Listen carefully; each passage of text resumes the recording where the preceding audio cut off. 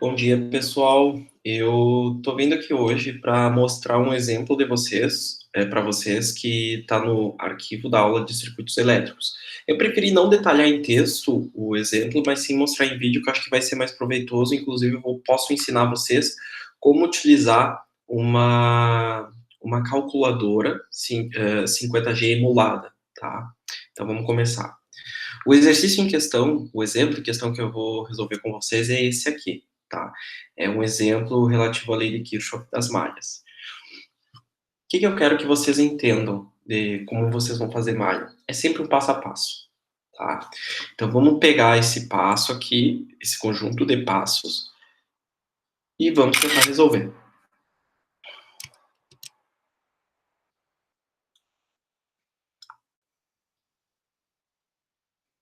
Eu vou deixar ele aqui do lado, primeiramente, tá? Meio como se fosse um indicativo do que a gente tem que fazer. E aí eu vou começar a trabalhar ele aqui com vocês, tá? Então, beleza. Nesse exemplo aqui, a gente tem que calcular a corrente I1 nesse indutor. A corrente 1 está definida como sendo a corrente que vai daqui para cá. Então, esse é o sentido positivo da corrente, tá? Primeira coisa que a gente vai fazer quando a gente trabalha com malha é definir o sentido da corrente de malha, tá? Então, vamos lá. Vou pegar aqui uma caneta e vou começar a definir esse sentido. Eu vou colocar a corrente da malha I1 nesse sentido, e a corrente da malha I2 eu também vou colocar nesse sentido. Posso colocar em sentidos diferentes? Até pode, pessoal, mas não há muita necessidade disso, ok? Vou colocar então aqui o meu I1 e vou colocar aqui o meu I2. Segundo ponto que o exercício pede para nós é definir a polaridade de cada impedância, tá?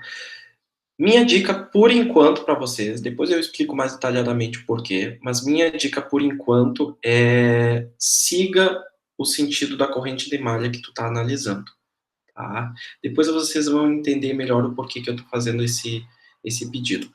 Posso fazer ao contrário? Claro que tu pode fazer, mas vamos primeiro manter esse sentido, que fica mais fácil para a gente analisar depois, tá? Então, aqui vai ser o meu positivo, aqui vai ser o meu positivo. Quando vocês estão analisando uma outra corrente de malha, vocês podem indicar outros sentidos de polaridade. Não tem problema, tá? No caso aqui, eu vou indicar esse sentido de polaridade, e eu vou indicar esse sentido de polaridade. Vocês devem estar se perguntando, mas professor, esse elemento ele só vai ter uma polaridade? Como é que o senhor está indicando duas? Na verdade, não é isso, gente. A polaridade, ela é como se fosse um chute que a gente fizesse de qual é a tensão desse elemento, tá? A gente faz esse chute sempre que a gente calcula uma nova malha. Como é que a gente vai saber se esse chute estava certo ou estava errado? Simples, gente. Se o sinal de tensão de vocês der negativo, quer dizer que o sentido que vocês colocaram é o reverso, tá? Defini o sentido das correntes de malha. Indiquei a polaridade das impedâncias. Agora eu tenho que aplicar a lei de Kirchhoff das tensões em cada uma dessas malhas, tá? Então, nesse caso aqui, eu vou fazer o quê? Eu vou dividir isso aqui em malha 1, malha I1, e eu também vou fazer a malha I2 aqui, tá?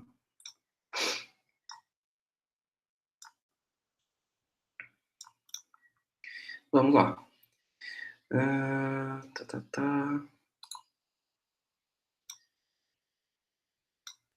Aqui no caso, na malha 1, deixa eu só mudar a cor para ficar aqui preto. Isso.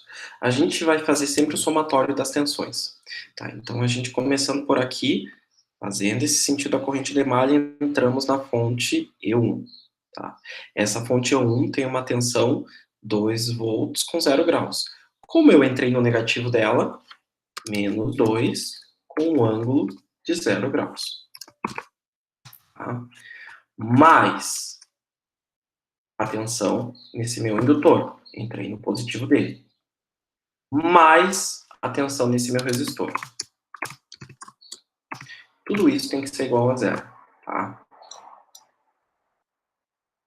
Montei aqui a minha primeira equação de malha, tá? Vou lá para malha I2. Aqui eu tenho o positivo da tensão no resistor, então eu já começo com o VR positivo, tá? Mas eu entro aqui no positivo, quando eu faço esse sentido aqui, eu entro no positivo da tensão do capacitor, sem nenhuma surpresa. Mas eu entrei no positivo dessa fonte de tensão quando eu fiz essa voltinha. Então deu 6 volts com ângulo de 0 graus. Então, 6 com ângulo de 0 graus. E pronto. Acabei de montar as minhas equações de malha, tá? Vou tentar resolver. Primeira coisa que a gente faz quando a gente tenta resolver uma equação de malha é passar tudo aquilo que a gente conhece, o valor, para o outro lado da equação, tá? Aqui vai ficar 2 com 0 graus. E essa aqui vai ficar mais VC igual a menos 6 com ângulo de 0 graus, tá? Qual que é a minha questão aqui? Gente, nós não temos VL, nós não sabemos quem ele é, nós não sabemos quem é VR também. Nessa segunda, a gente não sabe quem é VR e a gente não sabe quem é VC. Qual é o problema? É uma questão algébrica. Tu não vai conseguir resolver essa equação se você não tiver alguma dessas variáveis conhecidas. É apenas uma equação com duas variáveis. Não tem como resolver. A mesma coisa aqui embaixo. Então, o que a gente costuma fazer em circuitos 2, tá? Ou em circuitos 1 também? A gente apela para as relações entre tensão e corrente desses elementos, porque a gente sabe que temos um elemento em comum entre eles, que é a corrente. Então, vamos tentar apelar para elas, para a gente resolver essas equações de malha, tá? Vamos lá, então. Começando. VL, a tensão do indutor, é igual ao quê? ZL vezes a corrente que passa por ele, tá? A corrente que passa por esse indutor, eu sei que é I1. Então, que é a minha corrente de malha I1. Prosseguindo. Depois eu tenho ali a tensão sobre o meu resistor. E é aqui que eu vou chamar a atenção para um ponto para vocês, gente. A tensão no meu resistor é o quê? A resistência que está sobre ele, ou a minha impedância resistiva, vezes a corrente que passa por esse resistor. A minha impedância ali, no caso ali é 4 ohms, vezes a corrente que passa por esse resistor. Bom, como esse resistor está entre duas malhas, eu sei que tem uma corrente 1 passando por ele e uma corrente 2 passando por ele. E aí, qual que é a positiva, qual que é a negativa? Bem simples também. Como a corrente 1 ela está entrando no meu terminal positivo desse resistor, a corrente 1 é positiva. Como a corrente 2, para esta análise aqui, né, claro, ela está entrando no terminal negativo desse meu resistor, menos I2, porque ela está entrando no sentido reverso, ok? Eu esqueci de colocar aqui a impedância do indutor, deixa eu só corrigir aqui, gente. Cabe ressaltar aqui uma coisa, ó. Esse exercício extraído do livro Boylestad, ele deu XL igual a 2 ohms. Devo lembrar vocês que a impedância do indutor é J vezes XL. Ou seja, a impedância desse indutor, na verdade, é J vezes 2 vezes 1. A tensão dele, desculpa. A impedância é J2, tá? Tome muito cuidado com isso. Perfeito. O que falta agora? Falta eu determinar ali a tensão do capacitor, tá? Aqui a tensão sobre esse capacitor vai ser a impedância desse capacitor vezes a corrente que passa sobre esse capacitor. A impedância do capacitor, eu já vou colocar aqui, é menos J vezes 1, tá? tá? E a corrente que passa por esse capacitor é apenas uma, I2. E uma corrente entra no positivo desse meu capacitor, o valor dela vai ser positivo. Pronto. Agora a gente pode colocar tudo isso aqui que a gente achou dentro dessas duas malhas. E aí vocês vão entender o porquê que a gente está fazendo isso. Tensão no indutor, ele é o quê? J vezes 2 vezes I1, mais a tensão sobre o resistor, que é 4 vezes I1 menos I2.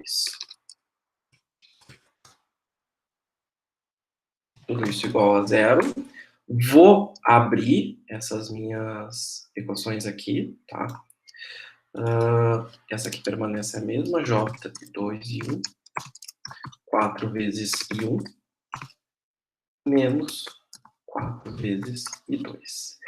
E agora, para finalizar, gente, eu agrupo em variáveis semelhantes, tá? Tudo relativo a I1, eu agrupo aqui. Então, tudo relativo a I1 é 4 mais J2, e tudo que for relativo a I2, eu agrupo aqui, que no caso é o menos 4. E tudo isso vai ser igual a zero. Tenho como resolver isso aqui? Continuo não tendo como resolver. Duas variáveis, uma equação. Deixo quieto por enquanto.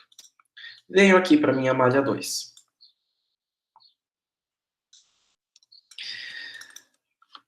Coloco aqui a tensão no resistor. Tensão no resistor é 4 vezes I1 menos I2. Tensão no meu capacitor é mais menos J vezes I1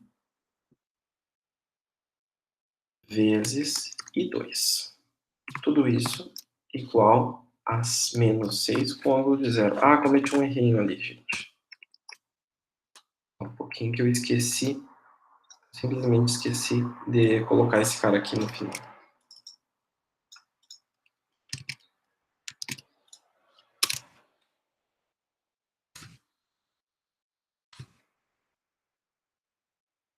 Perfeito. Seguimos, então. Mesmo esquema que a gente fez ali na outra malha. Agora a gente vai abrir esse cara. 4 vezes I1 menos 4 vezes I2. E menos J vezes 1 vezes I2.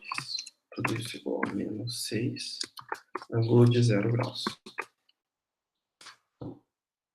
Agrupo as variáveis, agrupo tudo que for semelhante entre si. Então, eu agrupo todos relativos a I1, e depois eu agrupo tudo relativo a I2. Vocês também já vão entender por que a gente está fazendo isso. Então, aqui vai ficar menos 4 menos J1. Tá? Eu prefiro deixar sempre um sinal de positivo aqui na frente e deixar, caso ocorra um sinal de negativo, aqui para dentro do parênteses, tá, gente? Porque isso facilita depois na hora de vocês colocarem essa equação dentro da calculadora. Também já vou mostrar o porquê disso. Beleza! Aqui, se eu pegar só essa equação aqui, gente, eu também não tenho como resolver. Por quê? Porque essa equação aqui, ela é... Deixa eu só colocar aqui um quadrado aqui em cima. Porque aqui nessa equação, só por ela mesma, gente, é duas variáveis e uma equação. Agora, caso eu pegar estas duas equações aqui e resolver elas em um sistema linear, de equações lineares, aí a história fica diferente. Tá? Porque nesse caso eu tenho duas variáveis e eu tenho duas equações. É por isso, pessoal, é por isso que mesmo num sistema de malhas, em que a gente está fazendo soma de tensões, a gente acaba apelando para essas relações aqui entre tensão e corrente dos nossos componentes. Porque a corrente que passa sobre eles são apenas duas correntes, corrente 1 e corrente 2. Como eu sei que eu vou obter duas equações, eu sei que vai ser um sistema passivo de resolução. Tá? No começo isso pode não fazer um pouco de sentido, mas com o tempo vocês vão se acostumando com essa metodologia de cálculo de circuitos. Tá? Até aqui está tudo correto. Até aqui tá tudo certinho. O que a gente falta fazer agora? Falta a gente colocar isso na calculadora para resolver esse sistema de equações lineares. Então, bora lá. Eu vou ensinar vocês. Para vocês utilizarem aqui a calculadora, eu recomendo, eu vou postar aqui no Moodle um aplicativo chamado Flat 50G Master, tá? Vocês vão dizipar ele. Daí vocês vão vir aqui em Calculator. Vão vir aqui em EMU48. Esse aplicativo aqui, ele é bem roots, né? Ele vai pedir para vocês indicarem onde é que está a pasta em que a calculadora está. Então, vocês vêm aqui em Flat 50G, clique em Calculator e dá um OK. Eu recomendo vocês pegarem a versão white da calculadora. Eu acho ela mais agradável de usar, tá? Pronto. Abriu aqui a nossa calculadora HP 50G. Tá. Primeira coisa que eu faço quando eu estou trabalhando na calculadora, os graus. Aqui ela está me mostrando que está em radianos. Eu venho aqui em modo e mudo para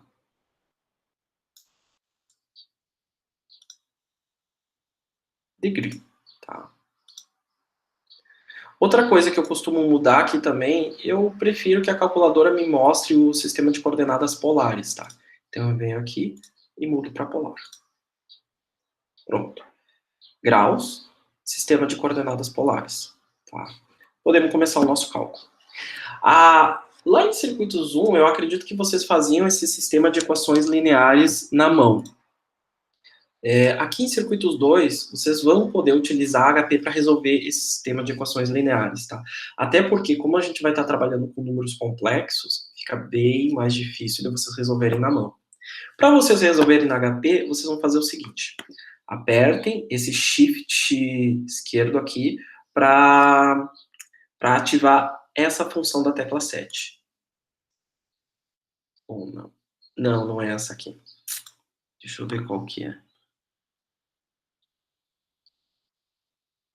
Tá. Numeric Solve. É a função vermelha, então é o Shift direito. Isso. Daí vocês vêm aqui em Solve Linear System, tá? Entrem aqui. E aí ele está pedindo uma matriz A, uma matriz B e uma matriz X. Eu vou explicar para vocês o que é cada uma delas, tá?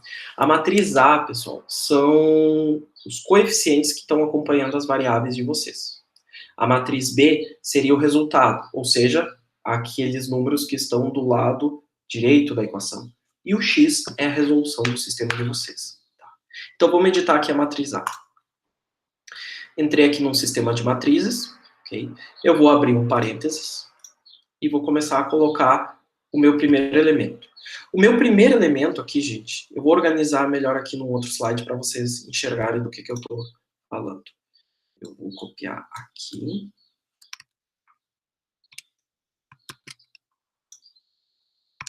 Vou colocar aqui.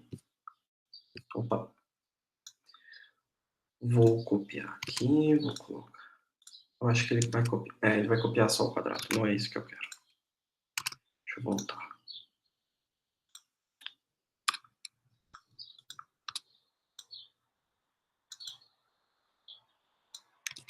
Isso.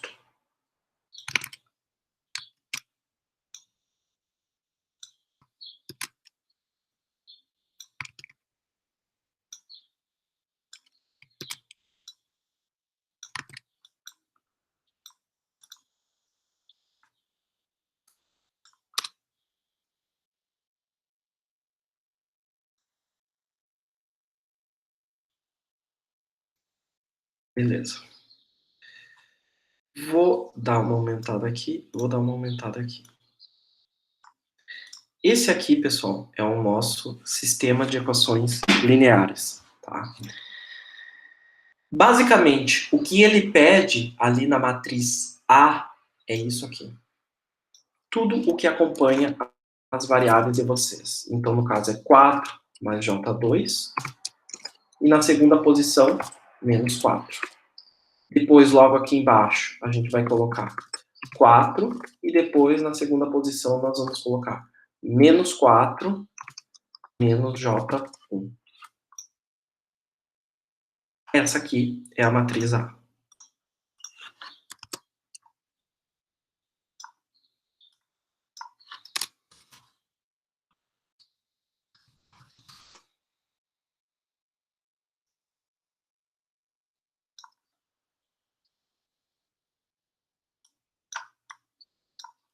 Depois eu tenho a minha matriz B, que a minha matriz B é simplesmente os resultados, ou seja, aquilo que a gente passou para o lado direito da equação. Então, eu vou pegar aqui e vou escrever.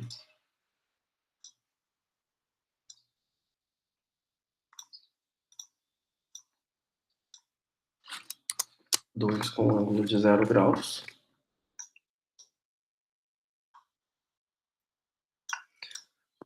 Tudo isso entre parênteses sempre, tá? Eu já estou colocando aqui da forma como a HP vai pedir isso para vocês, tá? Sempre que vocês estiverem trabalhando com número complexo, sempre coloquem entre parênteses, ok?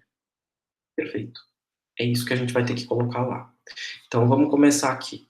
Abri o meu parênteses já, 4, e aí, como é que eu ponho esse J? Na HP, gente, o J é colocado com uma vírgula. Então, aqui eu estou indicando a minha parte real e aqui eu estou indicando a minha parte imaginária. Dou um Enter. Ele passa para a segunda posição. Nessa segunda posição aqui, como vocês podem ver, eu tenho que colocar o menos 4. Como é que eu ponho o menos 4 na HP? Aperta 4 e depois aperta esse botão de mais e menos, tá? É isso que define o sinal do teu número. Não recomendo utilizar esse aqui porque a HP entende isso como subtração, tá? Às vezes pode dar algum erro. Abro aqui de novo. 4. Terminei de colocar, não tem parte imaginária, não preciso colocar mais nada, dou meu Enter.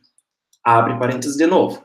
Coloco aqui agora, menos 4, vírgula, menos 1. Pronto, gente. Coloquei a minha matriz A aqui. Dou um Enter, porque eu terminei de finalizar isso. Finalizei. E agora eu venho na minha matriz B. Venho aqui em Edit. Ops, deu um erro aqui. Ixi, caiu fora tudo. Tem que fazer tudo de novo, gente.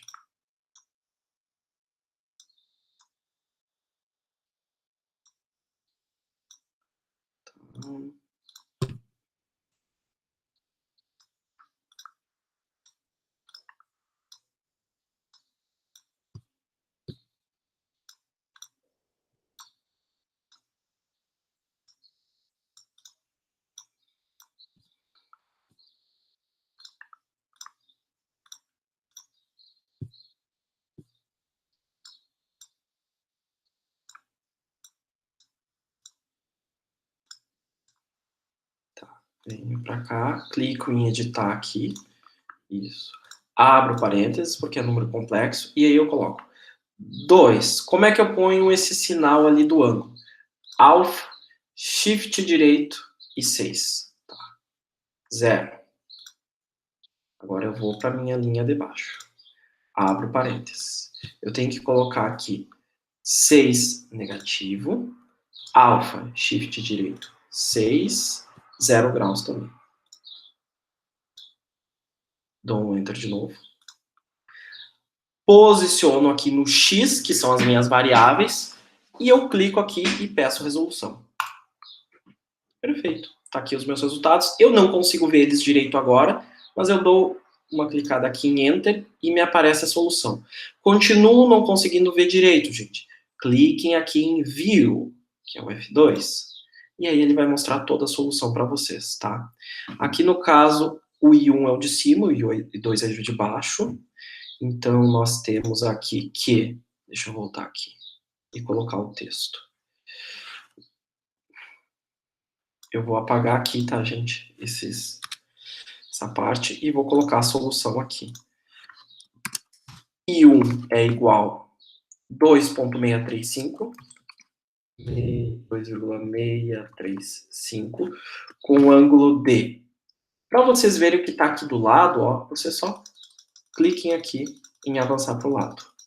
Com ângulo de menos 95,88 graus.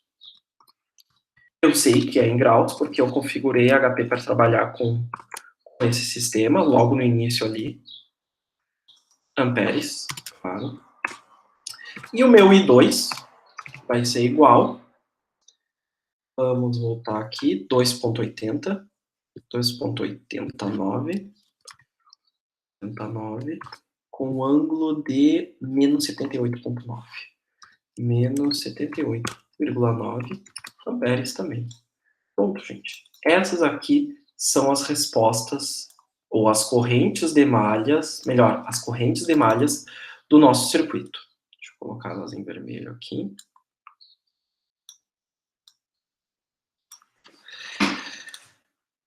O que o exercício pede? Determine a corrente I1 que passa sobre o indutor. Bom, gente, a corrente 1 já está determinada. Eu vou botar aqui só uma indicação verde aqui para mostrar a resposta de vocês. A corrente 1 ela já está determinada. Tá? É a mesma corrente que passa sobre o indutor, é essa corrente aqui, 2,635 com um ângulo de menos 95,88 graus. Tá? É um pouco trabalhoso, realmente, fazer toda a análise de um circuito, mas no momento que vocês pegam um jeito, isso acaba sendo rotineiro depois. É bem semelhante à forma como vocês faziam lá em Circuitos 1. A diferença é claro que agora a gente está trabalhando com números complexos e também a gente conta com a ajuda da HP. É muito importante vocês dominarem o uso da HP e principalmente se familiarizarem com o uso de números complexos nela, tá, pessoal? Muito obrigado pela atenção e até o próximo exercício.